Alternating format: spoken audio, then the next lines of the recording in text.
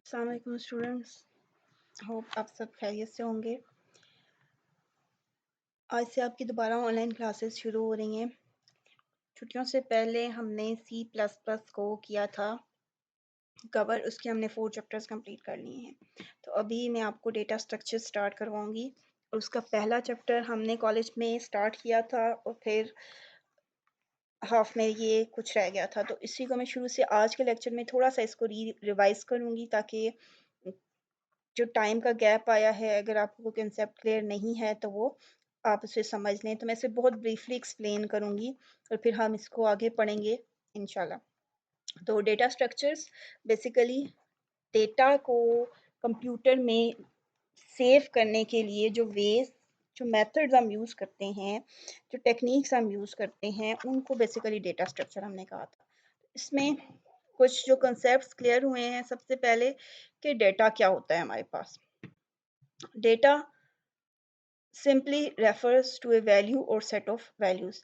जब आपके पास एक या एक से ज़्यादा वैल्यूज जिनको हमने कंप्यूटर में स्टोर करना है या जो हम कंप्यूटर को एज ए इनपुट देते हैं, उसको हमने क्या कहा था, डेटा कहा था।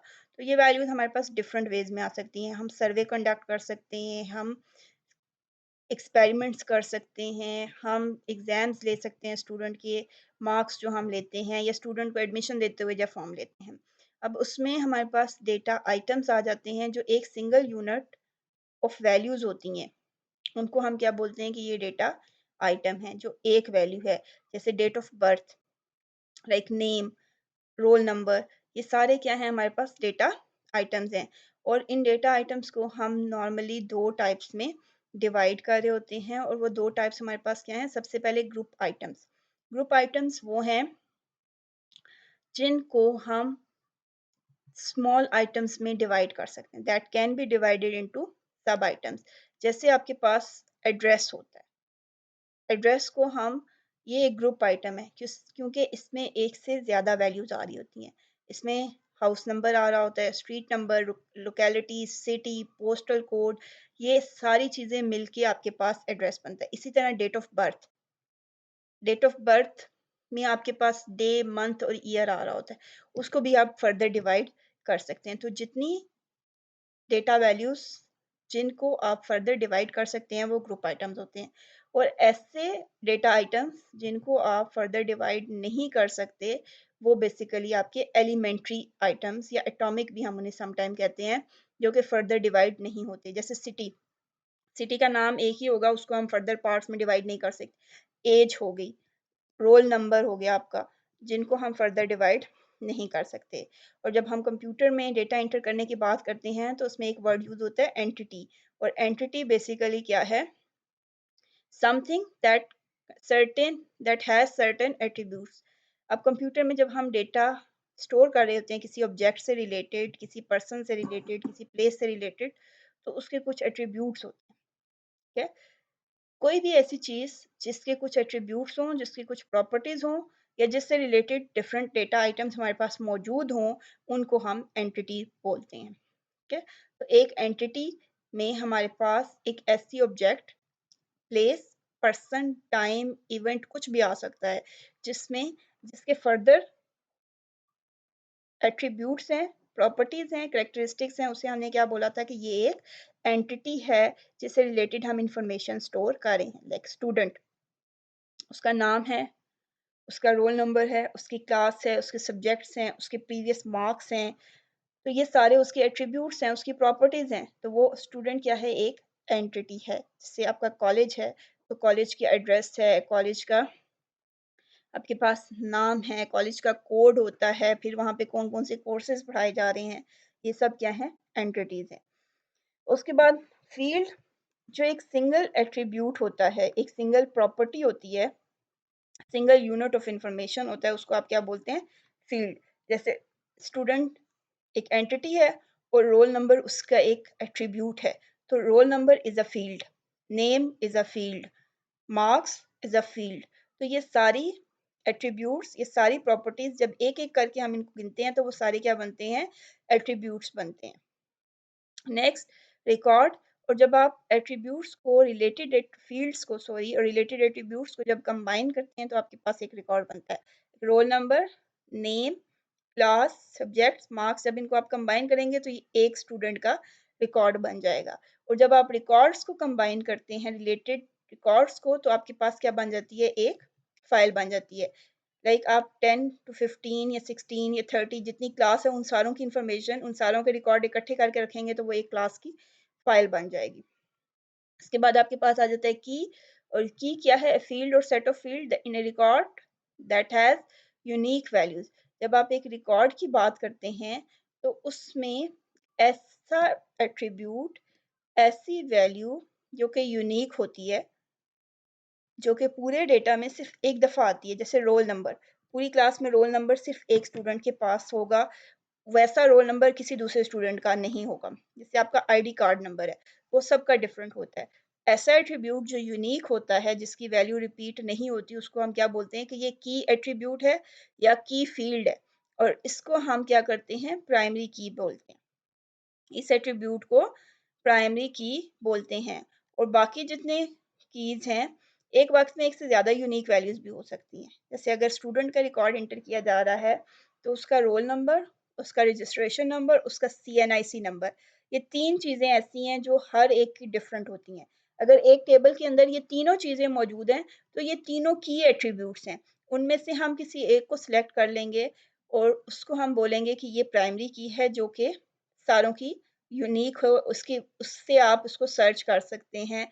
और बाकी जितनी भी होंगी, CNIC हो गया और रजिस्ट्रेशन नंबर, उनको हम क्या बोलते हैं कि ये अल्टरनेट कीज़ हैं, जो कि एज़ ए प्राइमरी की यूज़ हो सकते हैं। हमने उन्हें प्राइमरी की बनाया नहीं है, लेकिन एज़ ए प्राइमरी की वो यूज़ हो सकते हैं। और सम टाइम ऐसा होता है कि हमारे पास एक यूनिक वैल्यू नहीं आ रही होती, लाइक रोल नंबर नहीं है, नेम भी, नेम है, सब्जेक्ट्स हैं, मार्क्स हैं, ये सारे हैं। रोल नंबर नहीं है, CNIC नंबर नहीं है, रजिस्ट्रेशन नंबर नहीं है, लेकिन हमारे पास स्टूडेंट का नेम है, उसका टेलीफ़ोन नंबर है, या हमारे पास स्टूडेंट के सब्जेक्ट्स हैं, क्लास है, या स्टूडेंट की एज है। तो हम 2 या 3 फ़ील्ड्स को या कॉलम्स, कोई नंबर ऑफ़ फ़ील्ड्स को कंबाइन कर देते हैं, कॉम्बिनेशन बना के एक यूनिक फ़ील्ड बना देते हैं। उसको हम बोलते हैं कि ये दोबारा से अब हमारे पास एक की एट्रीब्यूट बन गया है, 2 या 3 एट्रीब्यूट्स को कंबाइन करके। तो उसको हम क्या बोलते हैं, कंपोज़िट की। और अगर हमारे पास डेटा के अंदर कोई ऐसी फ़ील्ड मौजूद ही ना हो जिससे हम यूनिक की बना सकें, तो हम क्या करते हैं, हम खुद से ऐड कर देते हैं। हम एक सीरियल नंबर जैसे ऐड कर देते हैं अपनी फ़ाइल्स में, अपने डेटा में 1, 2, 3, और हर एक का यूनिक ऐड कर देते हैं। तो वो हमारी यूज़र डिफ़ाइंड नहीं होती, वो हम एक्स्ट्रा डेटा आइटम ऐड करते हैं की बनाने के लिए। तो जब भी आप डेटा स्टोर कर रहे होते हैं ना कंप्यूटर में, डेटाबेस में, तो आपको एक यूनिक की डिफ़ाइन करनी होती है और उसको हम प्राइमरी की कहते हैं। और वो एक भी हो सकती है, एक से ज़्यादा भी हो सकती हैं। अगर एक कोई भी की यूनिक नहीं है तो हम 2 या 3 को कंबाइन करके भी बना सकते हैं, जिसे कंपोज़िट की कहा है।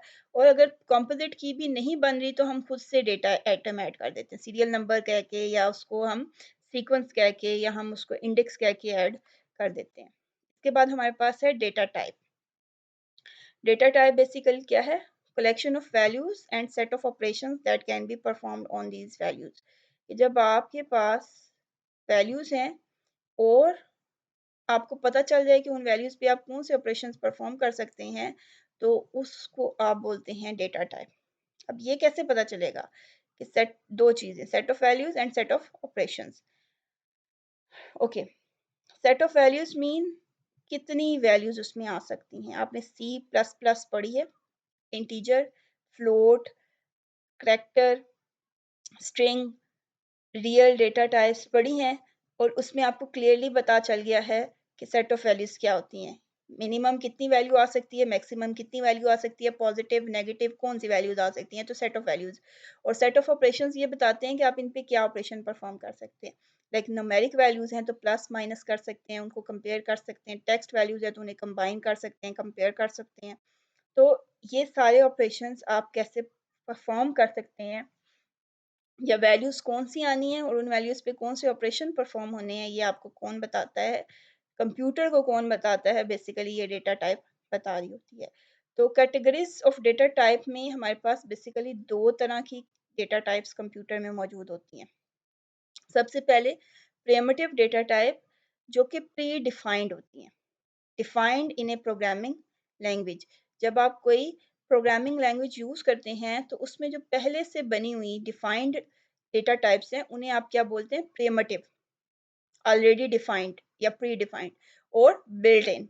ये 3-4 वर्ड इनके लिए यूज़ होते हैं। और ये int, short, long, float, double, long double, ये सारी पहले से मौजूद होती हैं, हम इन्हें सिर्फ यूज़ करते हैं, तो इनको हम क्या बोलते हैं, प्रिमिटिव। अब सम टाइम ऐसा होता है कि जो डेटा टाइप हमें चाहिए वो मौजूद नहीं है कंप्यूटर में, तो हम खुद से डेटा टाइप को डिफाइन करते हैं, एक नई डेटा टाइप बनाते हैं, और जो हम बनाते हैं उसको क्या बोलते हैं, हम यूजर डिफाइंड डेटा टाइप। ठीक है, we can create our own data types, हम अपनी डेटा टाइप खुद बनाते हैं।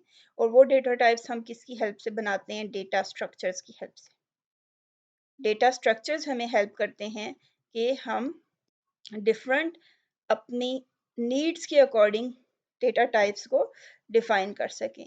Once we have data, we need to organize data items so that it can be manipulated efficiently.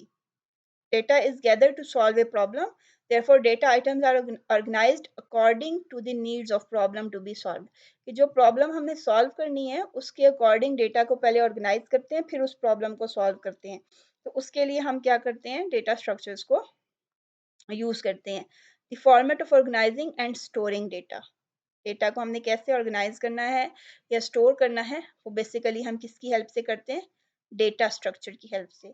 और डिफरेंट वेज हैं जिनमें सबसे पहले दो मेन कैटेगरीज हैं उसमें, linear, linear mean in A sequence, हम एक सीक्वेंस बनाते हैं, first, second, third, fourth, fifth, और उसके बाद डेटा हमारे पास स्टोर होता है, या जब डेटा को हम दोबारा से एक्सेस करते हैं, रीड करने की कोशिश करते हैं, तो वो किस ऑर्डर में, किस सीक्वेंस में हम उसको रीड करेंगे।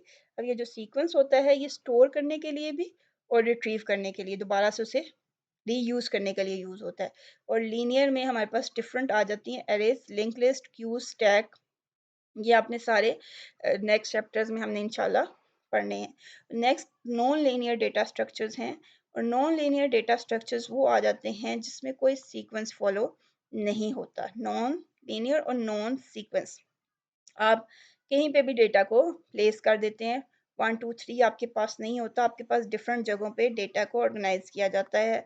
और इसमें जो दो मेन चीज़ें आती हैं, जो दो एग्जांपल्स आती हैं इसकी, वो है ट्रीज एंड ग्राफ्स, जिनको हम इसी बुक में इंशाल्लाह पढ़ेंगे।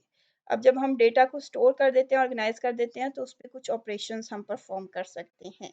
कौन कौन से ऑपरेशंस हम परफॉर्म कर सकते हैं, data structure is created to define and process complex data. उस डेटा पे हम किस तरह के ऑपरेशन परफॉर्म करते हैं, कॉमनली यूज जो हमारे पास ऑपरेशन है, सबसे पहले क्या है, इंसर्शन। इंसर्शन जो है वो यूज होती है वन और मोर डेटा आइटम को ऐड अप करने के लिए। इंटर, जब आप उस डेटा स्ट्रक्चर के अंदर डेटा ऐड करते हैं, सेव करते हैं, तो उसको आप क्या बोलते हैं, इंसर्शन। उसके बाद है डिलीशन, टू रिमूव, जब आप डेटा रिमूव करते हैं, डिलीट कर देते हैं, तो उसको आप क्या बोलते हैं, डिलीशन। उसके बाद सर्चिंग, जब आप कोई डेटा फाइंड करते हैं कि वो कौन सी जगह पे मौजूद है, उसकी प्लेस बताते हैं, सर्चिंग करते हैं, तो वो सर्चिंग ऑपरेशन होता है। उसके बाद होता है ट्रेवर्सिंग। ट्रेवर्सिंग का मतलब ये है कि आपके पास जो पूरा डेटा आइटम है, सॉरी डेटा स्ट्रक्चर है, लाइक मैंने एक लिस्ट बना दी है जिसमें मैंने सारे आइटम्स सेव कर दिए हैं वन बाय वन। जैसे ये एक लिस्ट है, इंसर्शन, डिलीशन, सर्चिंग, ट्रेवर्सिंग और सॉर्टिंग और मर्जिंग की। अगर मैं इस लिस्ट को पूरा पढ़ूंगी शुरू से लेकर एंड तक, एक एक बार सारी चीज़ें रीड आउट करूंगी, इनको एक्सेस करूंगी, तो ये क्या होगा, traversing. Each and every item of data, her item को आप एक दफ़ा एक्सेस करते हैं, उसको जाके विजिट करते हैं, उसको आप क्या बोलते हैं, ट्रेवर्सिंग। उसके बाद आपके पास क्या आ जाता है, सॉर्टिंग। सॉर्टिंग का मतलब क्या है, टू अरेंज डेटा, आप इसे अरेंज करते हैं, और अरेंज आप किसी भी ऑर्डर में कर सकते हैं, असेंडिंग या डिसेंडिंग ऑर्डर में। उसके बाद आपके पास है मर्जिंग। मर्जिंग मीन कंबाइनिंग, जब आपके पास दो डेटा स्ट्रक्चर्स हैं, मीन मेरे पास एक लिस्ट वन है और एक लिस्ट टू है, अगर मैं उन दोनों को कंबाइन करके लिस्ट थ्री बना दूंगी, तो इट्स मीन कि मैंने उन दो लिस्ट को मर्ज कर दिया है। तो ये वो ऑपरेशंस हैं जो हम डिफरेंट डेटा स्ट्रक्चर्स पे परफॉर्म कर सकते हैं। ज़रूरी नहीं है कि सारे ऑपरेशन हर डेटा स्ट्रक्चर पे मौजूद हम परफॉर्म करें। इसके बाद नेक्स्ट हमारे पास है algorithm. Algorithm is a set of instruction that when followed accomplish A task. ये क्या है? बेसिकली स्टेप्स हैं, प्रोसीजर है जिसको हम फॉलो करके कोई टास्क कंप्लीट करते हैं। या आपने सी लैंग्वेज सी प्लस प्लस में भी बहुत डिटेल में पढ़ा था, इसको आप दोबारा से खुद रीड करेंगे। इसकी जो डेफिनेशन है मैं पढ़ देती हूँ। एन एल्गोरिदम, अब यहाँ पे एक एल्गोरिदम की क्या-क्या प्रॉपर्टीज होती हैं, उसमें क्या-क्या चीज़ें होना ज़रूरी है। N ordered sequence of clearly defined discrete and doable operations। एक algorithm step wise sequence wise steps हैं जिनको क्लियरली डिफाइन किया होता है आपने कि वो क्या काम करेंगे और कैसे करेंगे। And that when executed produce a result, कि जब आप उन्हें एग्जीक्यूट करते हैं तो आपके पास एक रिजल्ट आता है और वो एक फाइनेट अमाउंट ऑफ टाइम, वो स्टेप्स कहीं ना कहीं पे जाके स्टॉप हो जाते हैं। ऐसा नहीं है कि वो कंटिन्यू होते रहें, कहीं पे एंड ना हो। तो एल्गोरिदम की ये प्रॉपर डेफिनेशन है कि उसमें एक ऐसे सीक्वेंस ऑफ स्टेप्स हैं जिनको परफॉर्म करके आप कोई रिजल्ट गेन करते हैं और वो within 2 3 4 finite amount of time and हो जाते हैं। ठीक है, तो ऐसे टास्क, ऐसे प्रोसीजर्स को हम क्या बोलते हैं? एल्गोरिदम। ये सारी चीज़ें यहाँ पे एक्सप्लेन है और ये मैं आपको पढ़ा चुकी हूँ पहले, इसलिए आपने इनको रीड आउट करना है। Next, how to write algorithm. जब हम एल्गोरिदम राइट करने की बात करते हैं तो हमने सबसे पहले एल्गोरिदम का नाम लिखना होता है। नाम आप कुछ भी लिख सकते हैं, लेकिन लिखना कैसे होता है? कैपिटल लेटर्स में। लाइक ये मैक्स बता रहा है कि ये मैक्सिमम नंबर फाइंड करने का है। सम, कोई भी नाम, ये अब आपको रिटन वर्क लिखने का सिंटेक्स बता रहे हैं। जैसे आप लेटर्स लिखते हैं ना, एप्लीकेशंस लिखते हैं तो रूल्स होते हैं, इस तरह यहाँ पे एल्गोरिदम लिखने के रूल्स हैं कि सबसे पहले आपने एल्गोरिदम का नाम लिखना है और नाम हमेशा कैपिटल लेटर्स में लिखना है। उसके बाद अगर आप डिस्क्रिप्शन देना चाहें तो ब्रीफ डिस्क्रिप्शन ऑफ टास्क आप देते हैं कि ये एल्गोरिदम किस काम के लिए आपने लिखा है। फिर आप सीक्वेंस ऑफ स्टेप्स लिखते हैं, 1 2 3 4 जितने भी स्टेप्स आपने परफॉर्म करने हैं। और साथ में आप कमेंट्स भी लिख सकते हैं। और कमेंट्स लिखने का क्या मेथड है कि आप डबल स्लैशेस के साथ लिखते हैं, ठीक है, या आप ब्रैकेट्स के साथ लिखते हैं। उसके बाद name of variable is chosen according to nature of value. अब आप जब वेरिएबल्स बना रहे होते हैं तो आपने वेरिएबल के नाम ऐसे लिखने हैं, क्योंकि आप एल्गोरिदम में एक्चुअल कैलकुलेशन परफॉर्म नहीं कर रहे होते, आप सिर्फ स्टेप डिफाइन कर रहे होते हैं। ऐसे नाम लिखें जिनको पढ़ के पता चल जाए कि ये किस वैल्यू के लिए यूज हो रहा है, या इसमें कौन सा डेटा स्टोर होगा। मैक्सिमम के लिए मैक्स वैल्यू, मिनिमम के लिए मिनिमम लिखें, टोटल के लिए टोटल या सम लिखें, मल्टीप्लिकेशन के लिए प्रोडक्ट लिखें। ऐसे नाम यूज करें जिनको पढ़ के आपको पता चल जाए कि इनका पर्पस क्या है। और प्लस वेरिएबल के नाम भी आपने कैपिटल लेटर्स में लिखने होते हैं, जो कि क्लियरली बता देंगे कि इस स्टेप में ये हमने वेरिएबल डिक्लेयर करवाए हैं। फिर ऑपरेशंस आ जाते हैं और ऑपरेटर्स भी आपने सारे पढ़े हुए हैं, अरिथमेटिक, रिलेशनल, लॉजिकल ऑपरेटर्स जो हम परफॉर्म कर सकते हैं। असाइनमेंट स्टेटमेंट लिखनी हो तो इक्वल का साइन हम यूज़ करते हैं। अब उन्होंने एक एग्जांपल दी हुई है कि एल्गोरिदम है सम का, और फिर क्या एल्गोरिदम है? Write an algorithm to, description है, write an algorithm to get two numbers and to calculate their sum. फिर स्टेप वाइज प्रोसीजर उन्होंने लिखा हुआ है। स्टार्ट वन, देखें step wise, read N, read M, ये कैपिटल में ये वेरिएबल नाम है, और ये साथ में आपके पास कमेंट है कि input first number, input second number. और यहाँ पे असाइनमेंट स्टेटमेंट यूज की है और फिर प्रिंट करवाया। और यहाँ पे देखें हमने कहा था कि आफ्टर फाइनेट स्टेप एल्गोरिदम को एंड हो जाना चाहिए, तो यहाँ पे हमारा एल्गोरिदम एंड हो गया है। और इसका काम क्या है कि इसने दो वैल्यूज को सम अप करना है। अच्छा, ये प्रोग्राम्स आपके कोर्स में नहीं है, इस बुक के प्रोग्राम्स हमने नहीं करने। इसके बाद आपके पास एक स्वैप वैल्यू का एल्गोरिदम है, ये भी मैंने आपको करवा दिया था। अच्छा, अब अगर हमने इनपुट या आउटपुट लेना हो तो एल्गोरिदम के अंदर इनपुट लेने के लिए हम क्या करते हैं? 3 वर्ड्स आप यूज़ कर सकते हैं। या तो आप लिखें इनपुट, वेरिएबल का नाम लिख दें, रीड लिख दें, रीड वेरिएबल नाम, या गेट वेरिएबल नेम। आप इन तीनों में से कुछ भी यूज़ कर सकते हैं, लेकिन कोई एक आप यूज़ करें। To enter data, for example input a value into variable N, आपने स्टेटमेंट कैसे लिखी, इनपुट एन। इसका मतलब क्या है कि आप एक वैल्यू ले रहे हैं एन की यूज़र से, और इसको आप क्या कहेंगे, जैसे आपने सी प्लस प्लस में पढ़ा था सी इन, तो सी इन तो एक सी स्टेटमेंट है जो जिसका एक स्पेशल मीनिंग है, तो एल्गोरिदम में सी इन की जगह आप कोई भी वर्ड यूज़ कर सकते हैं, इनपुट एन, या आप लिख सकते हैं रीड एन, या आप लिख सकते हैं गेट एन। उसी तरह जब आपने कोई आउटपुट डिस्प्ले करवानी होती है, तो उसके लिए आप दो वर्ड यूज़ कर सकते हैं, प्रिंट या डिस्प्ले। प्रिंट आगे मैसेज और वेरिएबल नेम जो भी आपने प्रिंट करवाना है, इसी तरह डिस्प्ले मैसेज और वेरिएबल नेम जो भी आपने डिस्प्ले करवाना है। अब ये एल्गोरिदम में लिखने का मेथड है। अब ये देखें यहाँ पे एल्गोरिदम, एल्गोरिदम का नाम, डिस्क्रिप्शन और फिर स्टार्ट हो गया है। इनपुट ये बता रहा है कि दो वैल्यूज यूजर से लेनी है as input A and B. ये आप अलग अलग भी लिख सकते हैं, इकट्ठे भी लिख सकते हैं। फिर आपने ऑपरेशंस परफॉर्म किए हैं और फिर ये देखें output statement print A and B, तो वो उनकी वैल्यूज को प्रिंट कर देगा। ओके, स्वैप का ये सेकंड लॉजिक है। आपको शायद मैंने पहले भी डिस्कस किया हो कि एक प्रोग्राम को सॉल्व करने के एक से ज़्यादा मेथड है। पहला वाला स्वैप का एल्गोरिदम मैंने आपको करवाया हुआ है, इसका मुझे याद नहीं मैंने करवाया है या नहीं, लेकिन आप लोगों ने इसे पढ़ना है, इसको अंडरस्टैंड करना है। ये आपका आज का होमवर्क भी है कि आपने मुझे बताना है कि इसमें कैसे काम हुआ है, इसकी आउटपुट कैसे आएगी। इसको रन करके जैसे मैंने आप लोगों को कॉलेज में करवाए हैं, एक पिक्चर लेनी है और मुझे बताना है। फॉर एग्जांपल इन सारे स्टेप्स के आंसर आपने मुझे देने हैं। अगर ए की वैल्यू मैं यहाँ पे लिख देती हूँ, if A is 10 and B is 5, तो आपने इसको रन करके मुझे बताना है कि एंड पे आंसर कैसे आएगा। इन स्टेटमेंट इसके बाद ए की वैल्यू क्या होगी, इसके बाद बी की वैल्यू क्या होगी और इस स्टेटमेंट के बाद ए की वैल्यू क्या होगी। इन तीन स्टेप्स में जो वैल्यूज चेंज हो रही हैं वन बाय वन, वो आपने मुझे बतानी है। ओके, नेक्स्ट प्रोग्राम नहीं है, इसके बाद हमारे पास आ जाती हैं सिलेक्शन स्टेटमेंट्स।